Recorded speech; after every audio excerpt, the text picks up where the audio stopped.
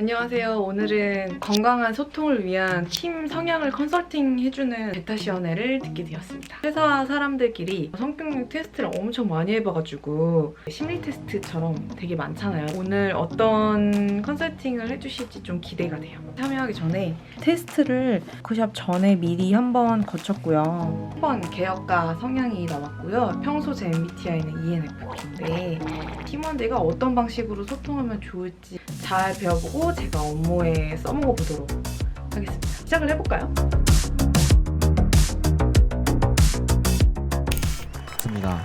네.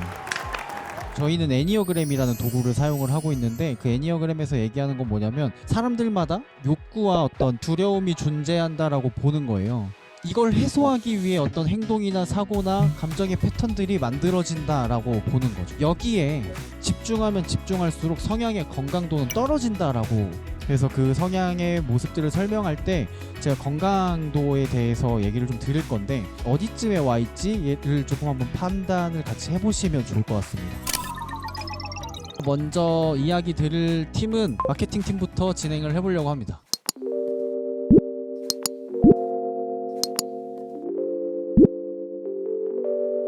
네, 클로이님이 싱뚜님이랑 비님이랑 일을 이제 같이 하시는 거잖아요. 클로이님 딱 보면 어떤 느낌이 드시나요? 약간 완벽주의자? 네, 완벽? 맞아요. 되게 잘 보신 거예요. 올바름의 이미지를 갖고자 하는 경향이 높은 성향이에요. 이래야 된다 이런 경향들 되게 많이 갖고 계세요. 클로이님은 표정들을 보았을 때 건강도가 높은 상태라고 생각합니다. 건강도가 떨어지는 모습을 먼저 설명을 드려볼게요. 내 기준만 맞아요. 그리고 모든 것들을 옳고 그름의 기준으로만 봐요. 내가 뭐가 문제지? 내가 뭐가 잘못했지? 하면서 스스로를 채찍질하고 뭔가를 바꿔나가려고 계속 시도를 해요. 네, 전보는 워크샵이 네, 맞습니다. 네, 그러니까 다음 순서 너무 기다려져. 회의 때 평소에는 막 이렇게 하다가 괜찮아 이렇게 하다가 회의가 딱 시작되면 눈빛이 변한다. 그러면 뭔가 스트레스에 지금 노출되어 있다라고 보셔야 돼요. 그게 자각의 포인트입니다. 건강도가 떨어지고 있다, 이렇게 포인트예요. 싱뚜님이나 비님은 자신의 정체성이 깨지는 것에 대한 두려움을 갖고 있는 성향이에요. 나라는 사람이라고 생각하거든요. 내 의견을, 그게 곧 나. 마케팅 하다 보면 어떤 컨텐츠를 좀 기획해야 되는 부분들도 있을 거고 어떤 아이디어를 내게 되는데, 클로이님은 되게 현실적 관점으로 약간 받아들이려는 경향들이 있다면 싱뚜님이나 빈님은 이런 것도 있지 않을까? 라면서 갑작스럽게 클로이님이 느끼기에 자칫하면 허무맹랑한 소리를 한다, 약간 이렇게 느낄 수도 있어요. 그러면 이제 그게 현실적이야? 이러면서 비판을 하는데 나는 착한 사람이야 해서 이건 어쩌고 저쩌고 이렇게 비판하기보다 처음에는 이건 이렇게 생각해봤어요? 저렇게 생각해봤어요? 이건 어때요? 이러면서 질문을 하기 시작하는데 사원 성향은 갑작스럽게 떠올린 아이디어를 얘기한 건데 막 이렇게 들어오니까 답을 못하는 거죠. 그럼 어떻게 돼요?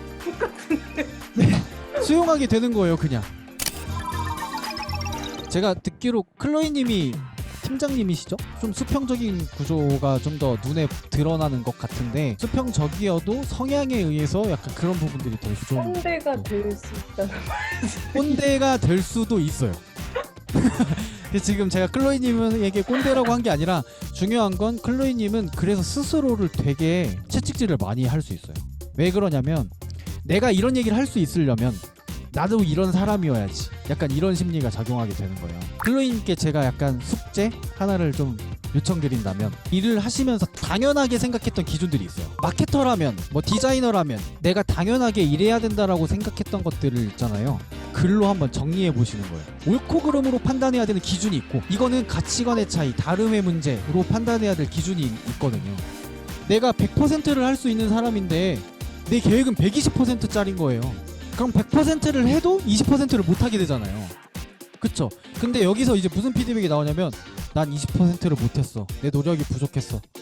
그러다가 나중에 막 이런 말까지 해요. 난 쓰레기야. 내가 왜 20%를 못했지를 찾아야 되거든요. 하긴 답을 뭘로 자꾸 표현하시냐면 내일부턴 열심히, 노력, 여기로 자꾸 초점을 맞추는 거예요. 그 피드백을 할 때 디에고님의 방식을 좀 따라하면 좋을 것 같아요. 조금 더 가볍게 생각할 수 있거든요. 빈님과 싱투님이랑 이야기할 때는 클로이님이 회의하기 전에요, 어떻게 하시면 좋냐면, 나 오늘은 호기심 있게 들을 거야. 호기심 있게. 그러니까 이렇게 한 번만 되뇌이고 들어가세요. 클로이님, 근데 제가 하는 얘기를 인정하시는 거 있잖아요. 인정하신다라는 것 자체가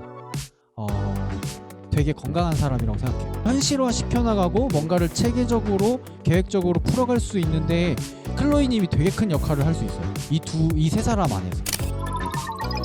이 팀에게 조금 제안을 드린다면 초안 작업 있잖아요.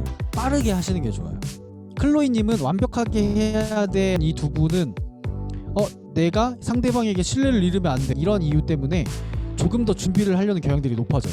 러프하게 생각해봤는데요 라고 하면서 잡아나가시는 게 훨씬 더 세 분에겐 조금 좋은 방식이 아닐까라는 생각들이 듭니다. 저는 감정을 드러내고 표현하는 것이 나쁜 거라고 생각하지 않아요. 물리적인 접촉은 우리가 너무 느껴져요. 경계가 명확하기 때문에. 우리가 아무리 좋은 팀이어도 이 경계는 이 상대방이 침범하지 않았으면 좋겠어를 알려야 돼요. 균형을 맞춰야 된다는 의미로 얘기를 드린 거예요.